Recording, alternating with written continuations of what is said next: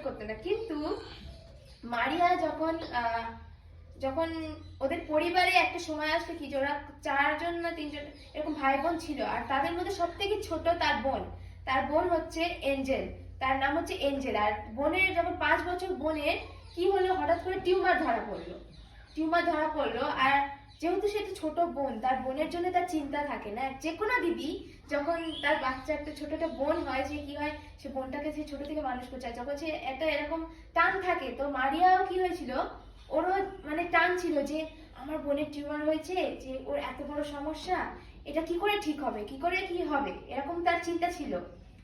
আর মারিয়া তখন কি করলো, মানে কখনো সে ঈশ্বরের কাছে আসতো না, সবসময় দূরে দূরে থাকতো। কিন্তু এই সময় কি হয়েছে, মারিয়া যখন মানে এরকম সমস্যা ধরা দিয়েছে ওর পরিবারে, তখন প্রথমবার ঈশ্বরের কাছে প্রার্থনা করছে, যে মানে প্রথমবার ভগ্ন হৃদয় নিয়ে, আর সে মানে মন দিয়ে সে প্রার্থনা করেছিল ঈশ্বরের কাছে, যে একটা ছোট ভালো মানে অত কঠিন প্রার্থনাও নয়, যে সিম্পল প্রার্থনা, যে প্রভু তুমি আমার বোনকে কি করো, সুস্থ করো, যে টিউমারটা আছে এই টিউমারটা থেকে ওকে কি করো, ওকে সুস্থ করো, যখন যে ও হসপিটালে যাবে, যা কিছু করবে যেন সেটা কি হয়, সেটা যেন ঠিক মতো করে ট্রিটমেন্টটা হয়।